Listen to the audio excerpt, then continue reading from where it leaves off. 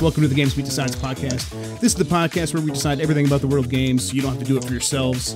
We know you're already weighed down emotionally, mentally. We're going to do it for you. I'm your host, Jeffrey Grubb. Well, yeah, that's why you're helping me out. We can do this for other people. Oh, okay. You're okay. I'm okay. Mike, I don't know if you know this. No one else is okay. It's just the two of us. We're the last two. I don't think you're that okay. I think it's just me, to be honest. You know what? I'm losing it. I'll be yeah. Let's be truthful here. I'm losing it. It's almost out of there. Yeah. All right. It's somewhere over there. I'm grasping at it, but yeah. So, Mike, you've already said hello. I think we can say what we're going to do today. We're going to go over the news. There's not a ton. E3 is about to happen, so things have sort of slowed down. Speaking of slowing down, we have sort of run out of games that we've been playing as well, just because we've been busy. But we are going to be talking a little bit more about E3. We've already wrapped up each of our individual preview shows. If you are wondering kind of what our thoughts are on Nintendo, Sony, Activision, we did a show for each of those. You can go back and find those in the podcast feed. This week, we're going to maybe do a few final thoughts, just kind of wrap up some loose ends, but we're also going to talk about our top 5 memories from E3, or we're going to determine our top 5 E3 moments. And I think this is going to be mostly like the weird and awkward stuff more than the games, but who knows? Who knows what's going to get in there?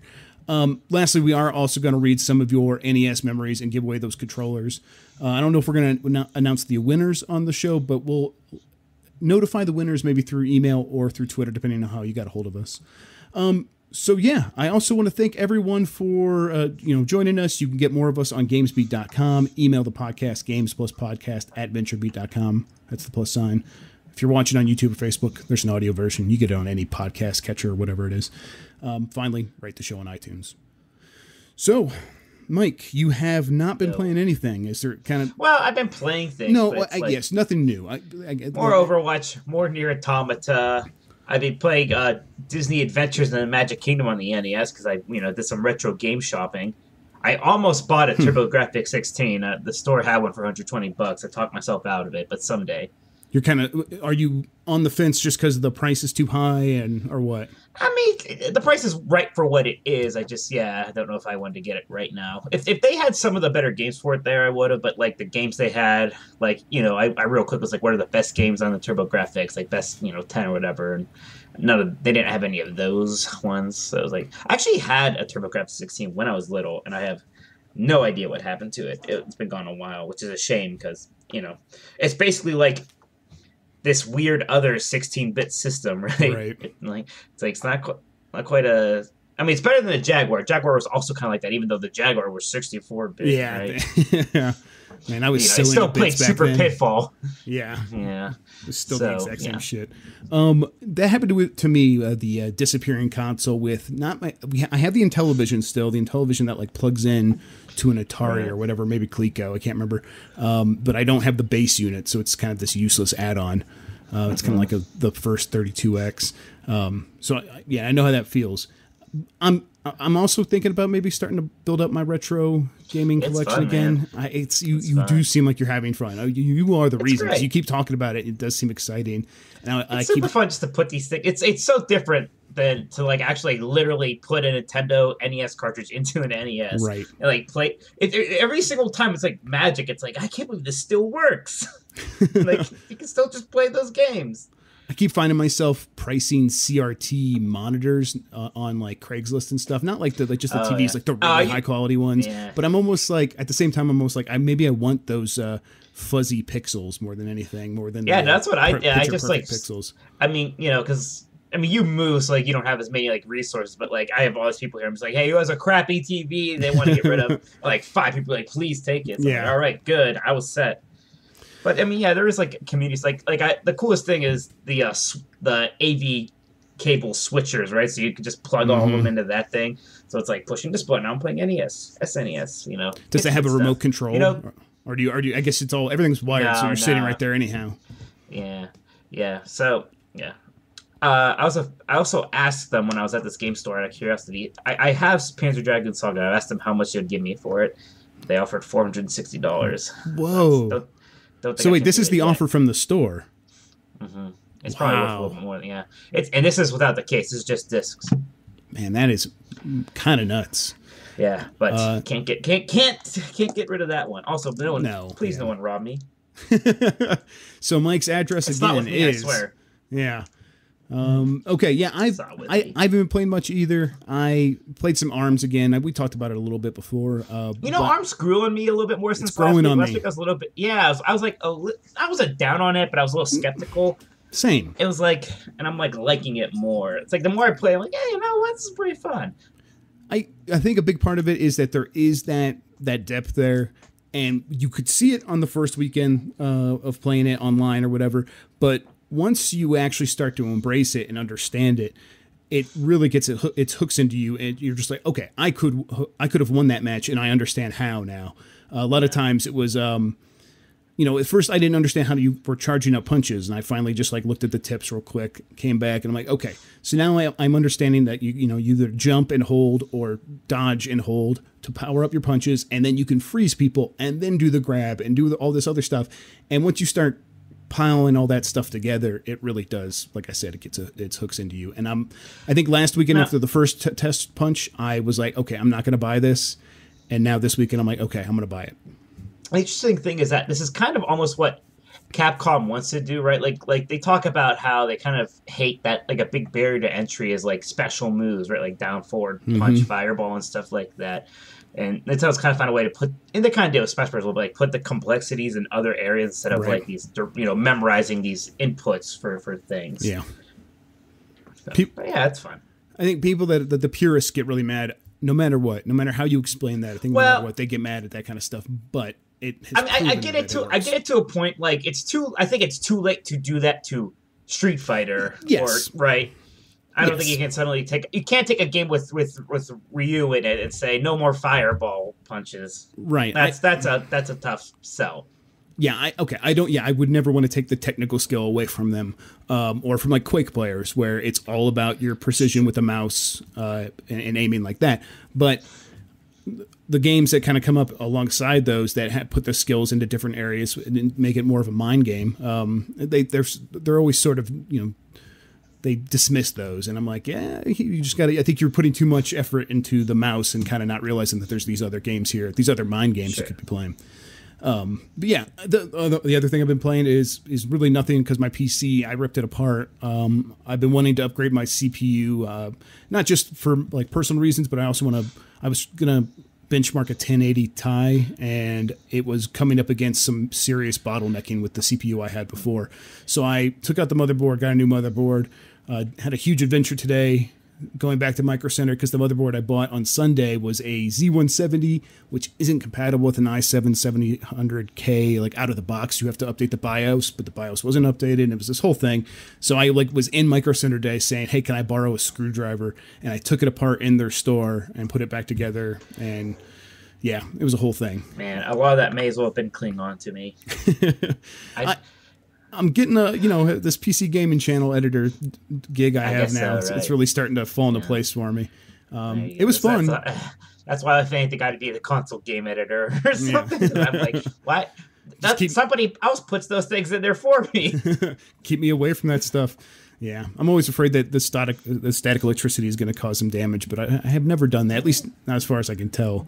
But it's one of those things I'm always paranoid. What? It's always like they always say that it's like a microscopic amount of static electricity. Like normally if it's a big static shock, you feel it on your finger and it's like, ow, in the wintertime you go to hit the door handle.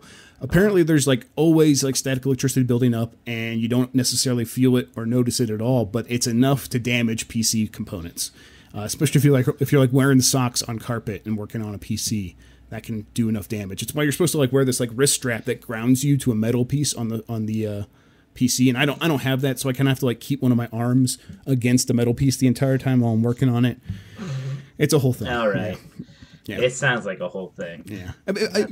You're right. Someone could have just told me that as a joke to make me look stupid while I'm working on it, but I'm doing it either way. It sounds like a funny joke. Yeah, I have no idea. Amused. Okay, Mike, we should just hop into the news. There's not as much as previous weeks. There's still some kind of interesting stories. Let's start with this first one. Kerbal Space Program was acquired by Take-Two Interactive. Have you ever played KSP, Kerbal? Yeah, actually, when it was pretty alpha-y or beta-y or something, I played a little bit, but nothing hardcore. Now, this is interesting because the guys who made this are working at Valve now, right? pretty Yeah, recently. so the people that like were really responsible for making Kerbal left a while ago under accusations of the developer or the studio that kind of ran this development team not paying them, kind of running it as a kind of like a sweatshop, almost a development sweatshop, where they were using a lot of free fan labor, and then that fan labor became a full-time gig where they weren't getting compensated and stuff like that. A lot of those reports haven't been fully corroborated, Sure. but there's enough there, and the development team definitely seemed very spiteful when they left, so they got out of there. They moved on a while ago, and but there has been a team working on the game since, and I think it just hasn't had the same characteristics in the updates where people are very excited about each update because that original team left. So Take-Two probably got it for a pretty good deal because Squad, the company that made it, probably realized that they had maybe screwed the pooch a little bit and just wanted to get some money back in the end. I'm interested in Take-Two's reasoning beyond it maybe being a good deal. It's, it's the company that runs Rockstar and NBA 2K, and they got like Civ and some strategy games from Firaxis. Yeah, it does seem kind of like a random acquisition, doesn't it? Right. Yeah. I mean, it's a good game. I really like Kerbal, but it's hard to put my mind in the mindset of Take-Two to figure out what they're thinking here. Well, I don't know. Yeah, well, I was hoping you would, Mike. That's why I paused. Yeah, I was just letting you know. I was preempting a silence there that I felt was coming, where you waited for me to like tell you why, and I was like, I got nothing. What good are you? All right, Mike. Nintendo Switch Online details announced. Now, you definitely understand why Nintendo does everything it does. That's why I come to you. Yeah, they make a lot of sense. They make a lot of sense. Like, that's why you plug your. Yeah. Okay. What do you want to start with? Do you want to start with the software, like online networking side, or the physical act of using a headset with a Nintendo Switch? I just understand the big thing here seems to be, to me, well, why is this a phone app and not just a Switch app? And they do not seem interested in answering that or giving a single reason why it's a benefit. And I'm beginning to wonder if there is one. Besides, they're like, people have smartphones. I don't think there is a benefit. I think it's a matter of, I think it's a benefit to Nintendo that maybe they have to do a little less work. They don't have to worry about like CPU and RAM overhead of an app running in the background of their kind of underpowered console. So they could devote all that to gaming. That must be a lot of it. I think that's probably. I can't think of any other reason why except for that. Yeah, but it's still like, I mean, just put a dedicated. I don't know, man. The Xbox 360 had groups and stuff, you know. Right. I mean, how much RAM is that taking? No, exactly. Get some voice chat servers going. I mean, Discord can do it. Right. Yeah. It's like I wish it would just have apps, small apps that could run in the background, so I could listen to MP3s and just like let Discord release an app for the Switch. Like that would be awesome. If you don't want to do it yourself, at least. But okay, so let's kind of get into the details here. So the big issue is, if you haven't seen it, there is this insane diagram of how the official Splatoon 2 headset from Hori, a peripheral manufacturer, is going to work. You like that word, Hori? God damn it, Mike. Like I was saying, so in this diagram, there is the Nintendo Switch, and from the Nintendo Switch, there's a cord coming out of it going into this adapter that looks like a squid, purposefully. From the squid, there is a line going to your smartphone, and then from like the other side of the squid, there's a line going to the headset. And you're supposed to have all of this on you when you play Splatoon 2 to talk to friends online using the app on the phone. That's really dumb. It's really complicated. But it also sounds like a mess. It raises questions about how Splatoon 2 could even work, because this cord system, so it's going to have to run from the Switch, the physical Switch itself. There is no audio output on the Pro controller or the Joy-Cons.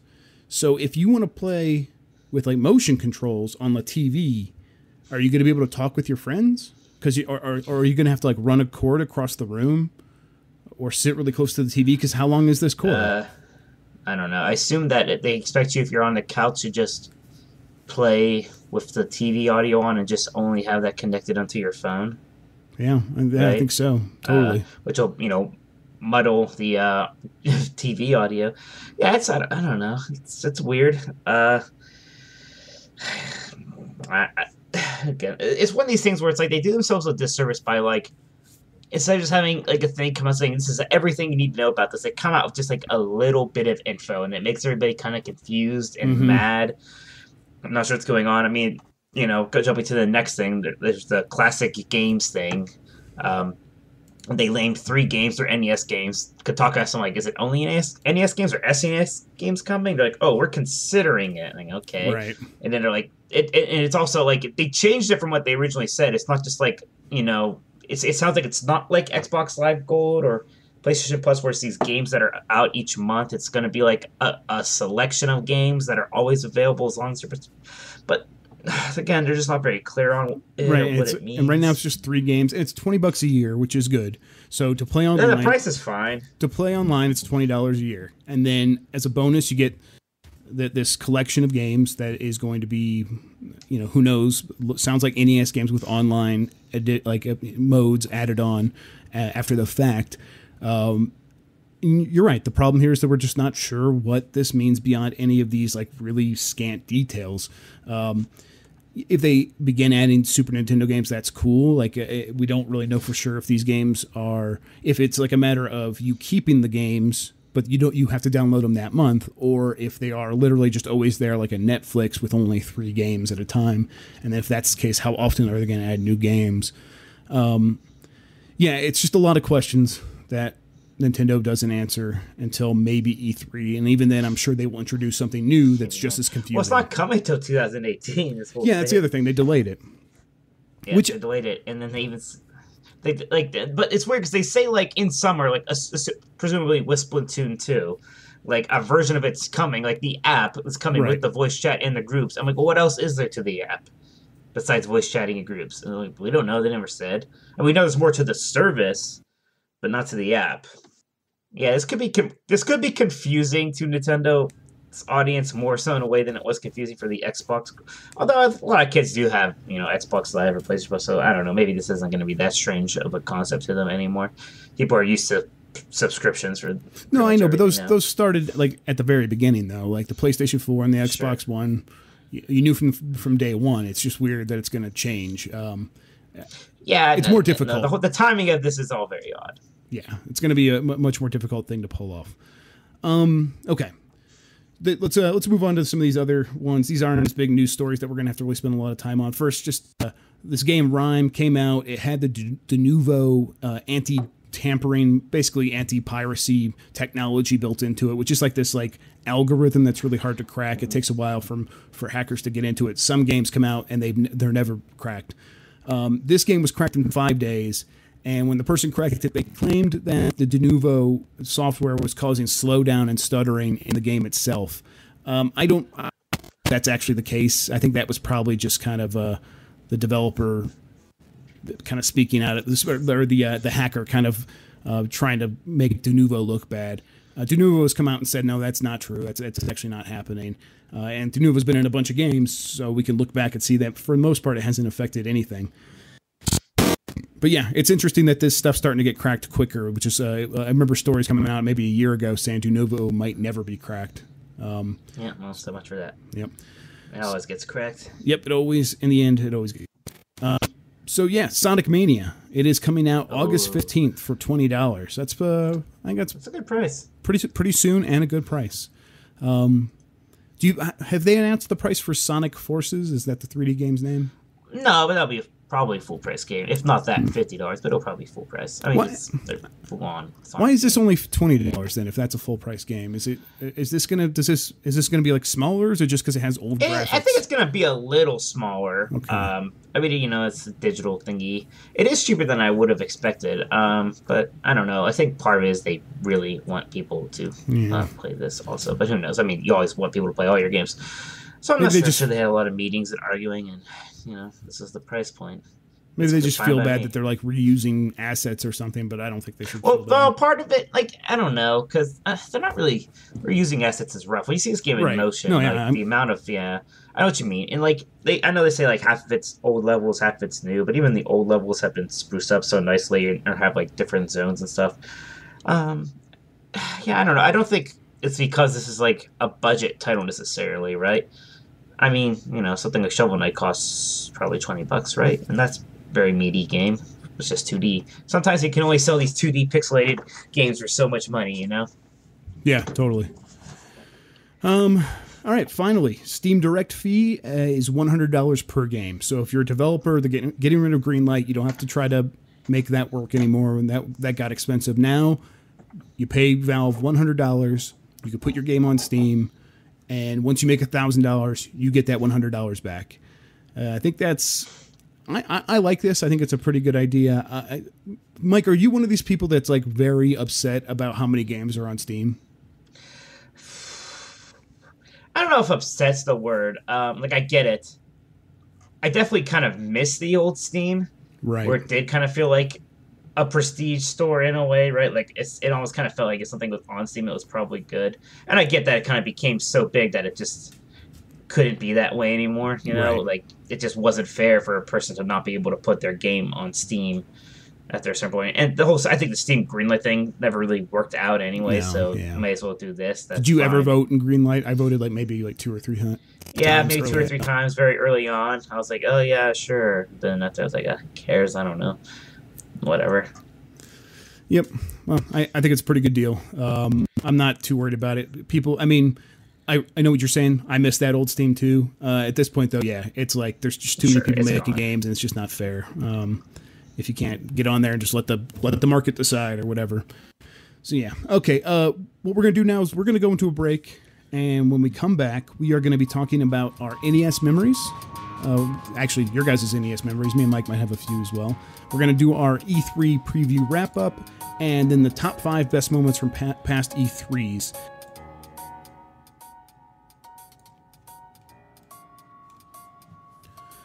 All right, Mike. Let's say a person wants to make a video game. I know it's a crazy thought. I know that's something we never actually want to see anyone do with their lives. But if they were to make that choice, what do you think they should do? I think they should listen to what our sponsor has to say. And that sponsor is Intel with software.intel.com/gamedev. They want to help you out. They got plenty of resources to help you kind of realize your gaming vision. They at this website, software.intel.com/gamedev, they provide you with helpful services, information about how to get the most from your ideas and to put those ideas into action and to self-realize, become a real human boy. Does that sound good, Mike? That sounds fantastic. It sounds fantastical. Not just fantastic. Fantastical. Okay. If you insist.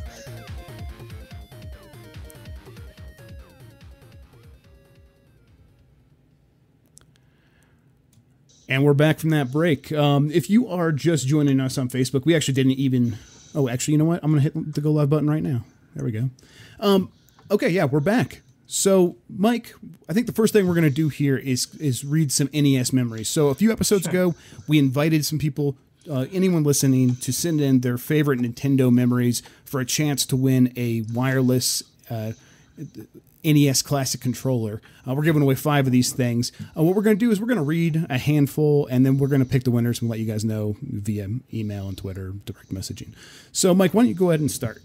Well, I like this one from Joe Rhino. R-I-N-O. I'm assuming that's pronounced Rhino because it's the most fun that way. If it's not, he should tell everybody it's pronounced that way. No, Rhino is way cooler.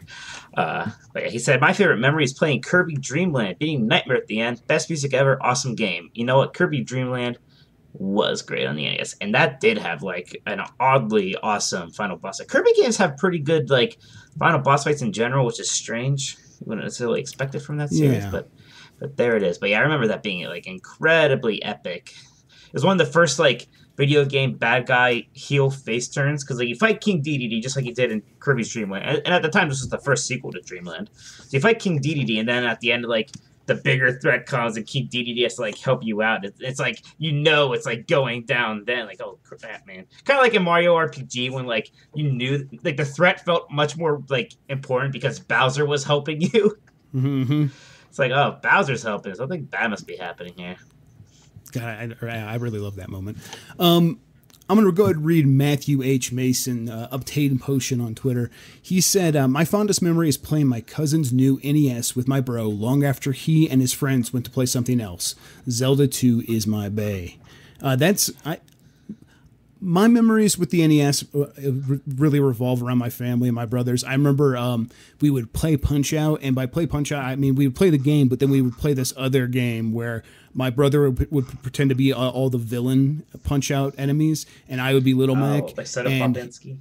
Yeah, and he would be like, and he's Super like, Nintendo one. My bad. Yeah, no, there's Soda Popinski's in the NES one as well. But yeah, he would totally be like Soda Popinski and Bald Bull and all those guys, and he'd be like on his knees because he's like 10 years older than me, sort of like bouncing at me, coming to swing, and then I'd try to get a punch in there, and it was a really good time. It's one of those memories that really sticks out. So I totally feel for Matt, like really enjoying playing with his brother. And Zelda 2, a game that, not quite my bae, but I still need to like finally go play through that one, because I played through pretty much all the Zeldas at this point, but not that one. So I feel like I need to. Yeah, it's one I haven't beaten either, and I'm just for the starting to feel guilty about it. Right. I mean, even though nobody really judges you, no one's ever like, oh, you didn't beat Zelda 2. No, yeah. Mamma Mia. Some people say it is, but yeah, go ahead. Mamma Mia at Silent Blue 1978 on Twitter said, I remember watching my bro playing Legend of Zelda 1. We're talking about here. Used to take notes on everything like a total nerd. I can beat it now in under 3 hours. Very fancy. Zelda, yeah, that Zelda 1. Like, I play a lot of NES myself, but Zelda 1 was definitely a watch my brother play it game. Same.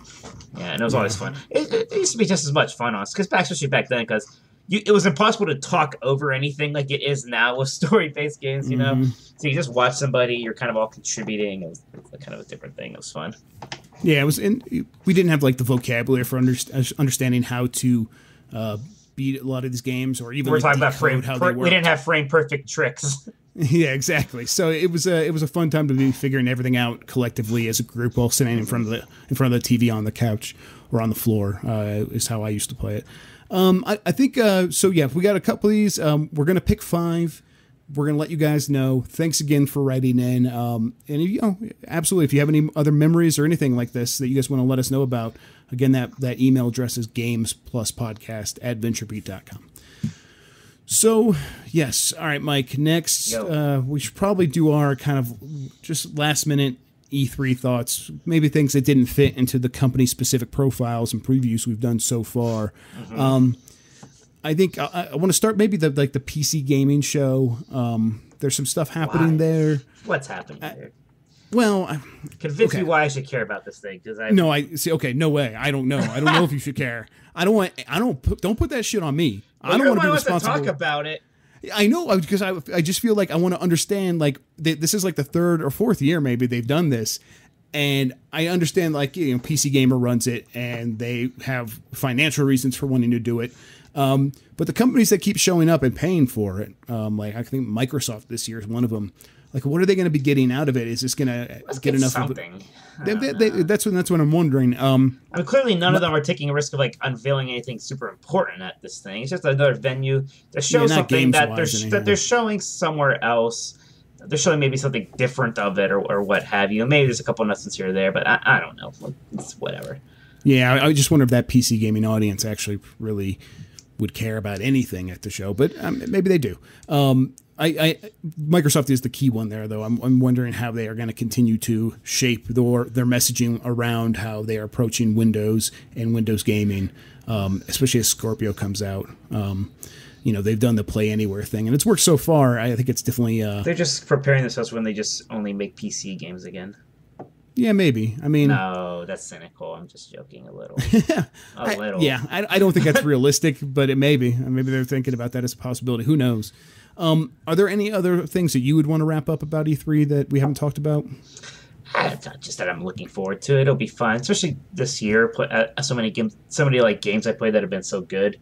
I'm really kind of looking forward to things now. I feel like this generation's really hit its stride. You have the intrigue of like what's Nintendo showing with the Switch, which right now, tomorrow. I feel like they're announcing some kind of Pokemon thing tomorrow, and logically you would expect it to be Pokemon Star for the Switch, because if it isn't, or something disappointing, yeah, right. Well, that's why it should be Star, because I mean, obviously Nintendo was more than capable of doing something just stupid. But it's like, well, if you're gonna make like this announcement ahead of E3 and make a deal out of it, you gotta know people are kind of expecting this one thing, and that if it's anything but that, it's gonna be kind of a crap show. But I think it's that, and it's going to be. I think it's that too. If it is, it's going to be a real big deal.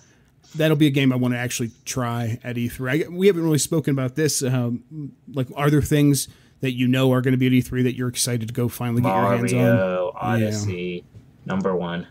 Gotta play it. Gotta play my Mario Odyssey.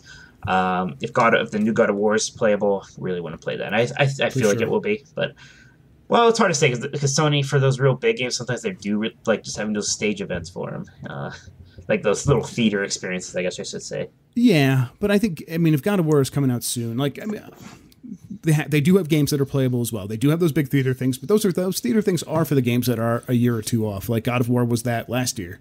That's true. But so was Horizon Zero Dawn just a theater experience as well? Maybe it was. It was playable inside like the little press area we were in. So okay, that's right. I remember that now. They had like very special sessions, but it wasn't on the main floor. I might just sneak into the press area with you to play it, but who knows? Yeah, we'll get in there. We'll try to see if there's anything that we want to have to tell everyone about on the podcast next week.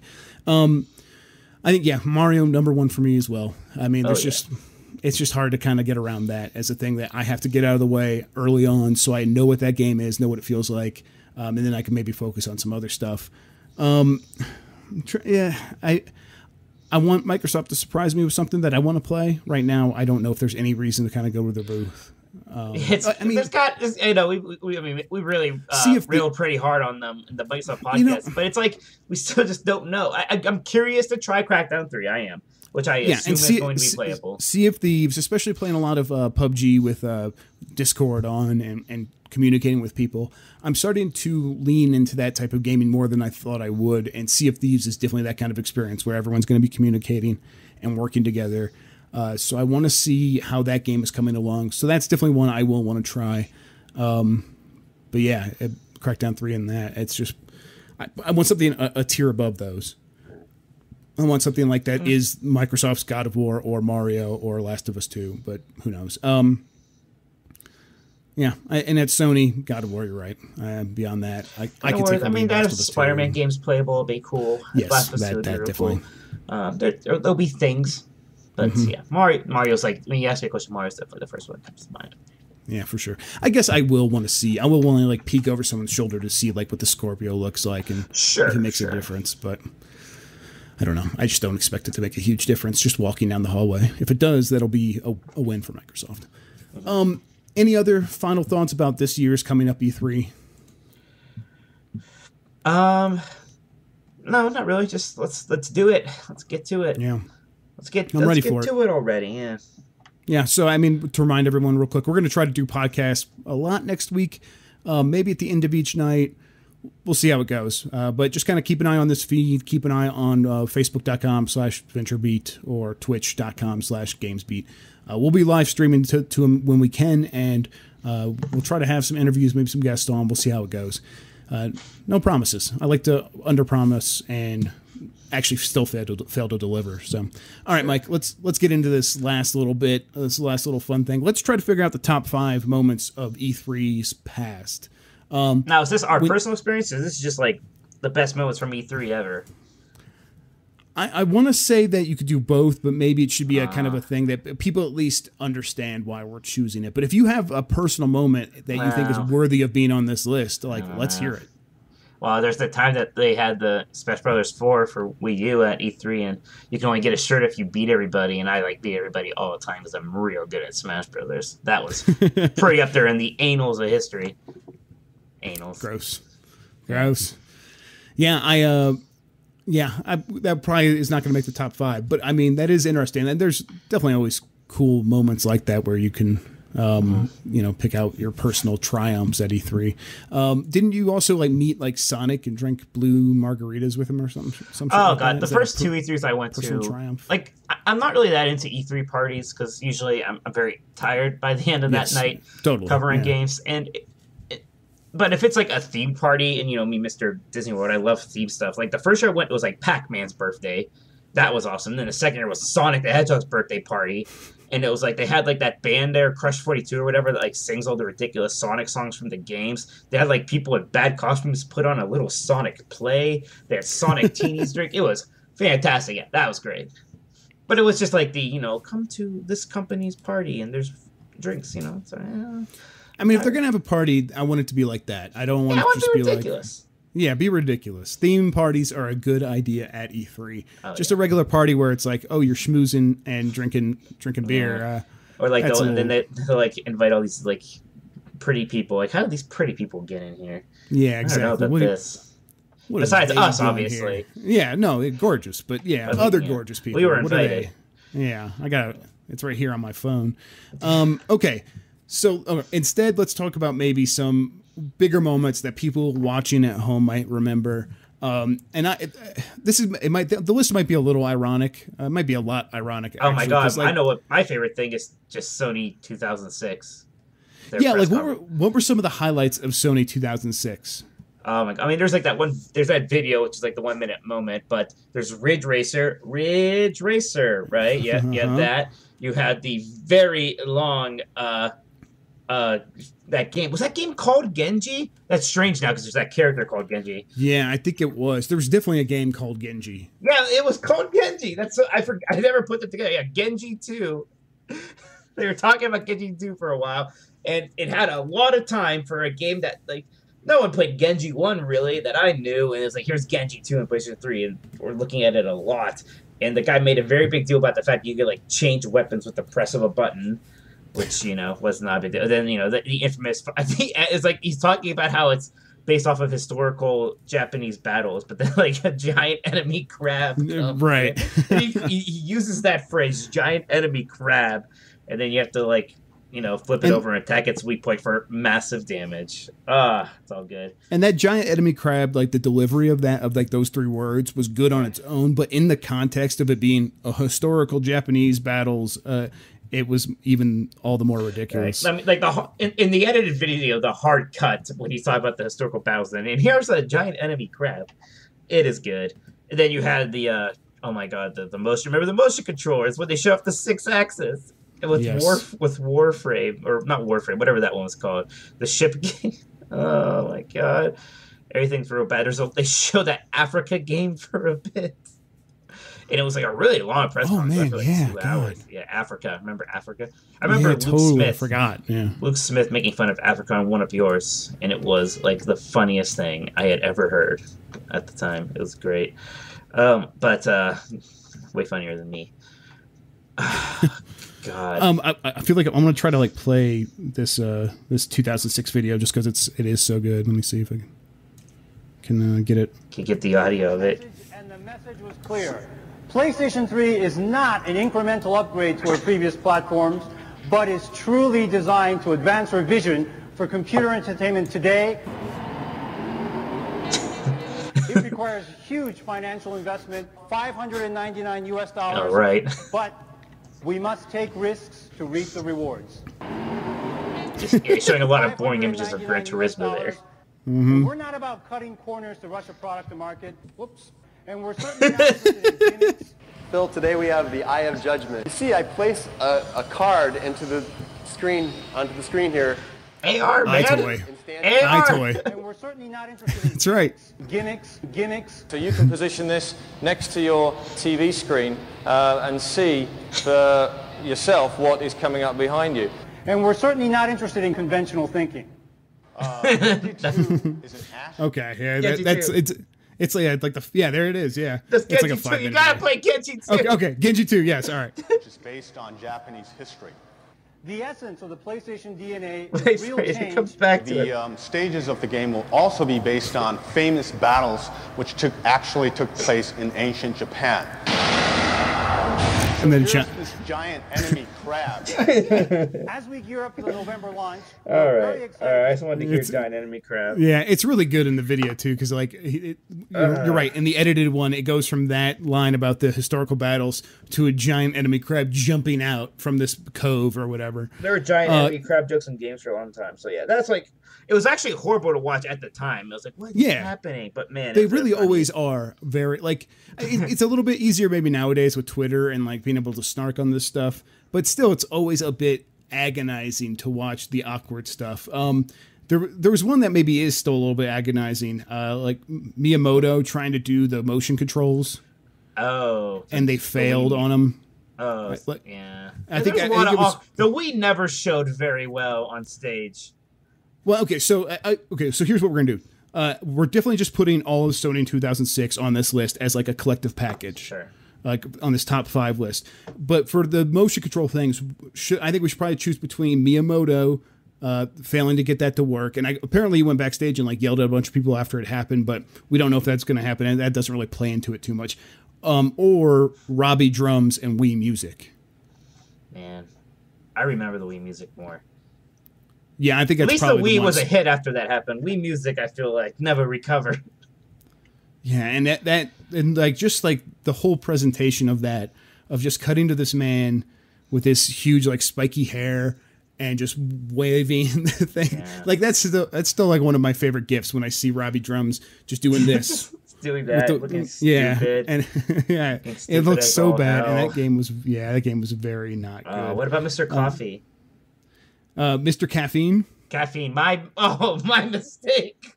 I think you're gonna get his name right. God damn it. Okay, wait. Okay, so I think I have a video of Mr. Caffeine. Let's see. Let's just roll the dice and see what happens. You had this ready. So they knew someone. Oh no, there's an ad. All right, hang on. That's gonna come by in a second. All right. Who was Mr. Then, movies looked like this. Oh. And thank you. And music looked like this. Okay, he's like just showing like random pictures. But do you remember like every time he would do like a flashback? Yeah, the Wayne's World thing. Oh my God. That's pre-Tiger Blood right there. Oh, he's making Charlie Sheen jokes. Oh no. Yeah. I guess I now know where not to take the kids on vacation this year. Hey, want to come over and play my Wii? We should connect. And thanks to the Sony Move, here, hold my Joy Wand. Yes, I'm not afraid of a few dick jokes, thank you. More and more of gaming enough, it hurts. Sharing. Now, much of the time, it's the kind of sharing. He was, okay, so for people that don't remember Mr. Caffeine, he was Ubisoft's on-stage presenter several years ago, like 2011. He was super bad.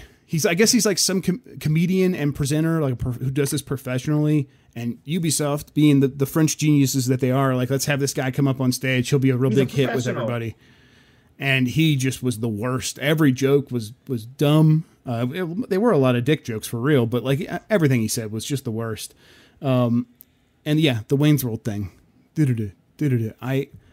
He did that like 20 times. It was so stupid because apparently they were doing like some flashback to like old Ubisoft. They're like, oh, this is Ubisoft's birthday, so we're gonna keep flashing back, and he did it every time. He was not afraid to repeat jokes. But like, you want to like, I'm trying to find out where this guy came from. When you Google Mr. Caffeine, the only thing that comes up is him at E3. Like, yep. At this point, it's been his SEO has been ruined by Ubisoft press conferences. Ubisoft's gotten a lot better since him, but he was definitely their low point, I think, by far. Yeah, they always had some weird conferences for a while. However, it is like a really high point in terms of like train wrecks. I don't know if there are a lot of conferences worse than this one, specifically because of him. So I think for now we should probably just like keep it in mind for the list. How about you? What other things stick out from E3's past? Well, I mean, I'm thinking more positive things now, but yeah, same here. Yeah, like my favorite moment was, even though like it's not my favorite Zelda now, and even though I liked Wind Waker a lot, after they had that big unveiling of Legend of Zelda: Twilight Princess, and like it ended with Shiggy. It's still how you always picture Shiggy, right? Coming out like that black jacket with that green mushroom shirt with the Hyrule shield and the Master Sword posing. Like that is like the just like that is the like Shiggy moment, right? And like I always think of that as like triumph. It was basically like, yeah, we know this is gonna be good. Whatever. He basically just went out there to strike a victory pose. It was awesome. Yeah, there wasn't a lot of other stuff like to that. It was just him coming out saying, "Yeah, go ahead and share me. You guys have always been asking for it." And it was really nice to have that moment. And it was kind of a turning point in terms of like Nintendo embracing his celebrity a bit, right? Yes. He wasn't really that visible. He wasn't that visible of a person back then. He was a bit, as far as game creators go. But this is kind of before widespread streaming and a lot of this stuff, so it was kind of like a really big, almost wink to the audience, like, wow, here's Shiggy just like hamming it up completely for you, and we loved it. Yes, I have a 27-second video that's gonna nail my next one. I'm just gonna play it. Is do a what we call a body check on somebody. So today, I think we'll do it with Reggie. Hi. My body is ready. Hi. There it is. There it is. That was famous. Reggie, yeah, man. So not just my body is ready, but Reggie. Yeah, like Reggie as a whole. Like I think just like Nintendo coming. I don't know. I don't even remember what year it was, but it was a long time ago now, where Nintendo press conferences had been kind of boring, and Reggie came out and he's like, "I'm about kicking asses and taking names," and it's lame now, and they've memeified it and made it a thing, and it's maybe a bit played out now. But I still think I can't get enough of it. Still, I love it. I'm still very much pro Reggie. Anything sort of. Yeah. Anytime he's on the videos or anything like that, I really enjoy it still. I can appreciate people who are like, oh, I'm over it. Okay, that's fine. I'm not. I'm still into it. And I think that like it's just because his personality really is kind of like what it is. He comes out, he's a total pitch man all the time. You know what? It's like he's clearly not being like sincere. But he's like also, he's not trying too hard to be sincere to the point where like I feel like my intelligence is like insulted. It's like I get it. He's like a CEO or whatever. He's the president, and he's here to talk about the games. But he also, believes in it, likes them, and he's making good points. And he's funny sometimes. Yeah, he's funny in he's funny in a dad way. Exactly. Like, dad's trying to be cool. Right? Yeah, he's giant gaming Nintendo dad. He's like this huge man.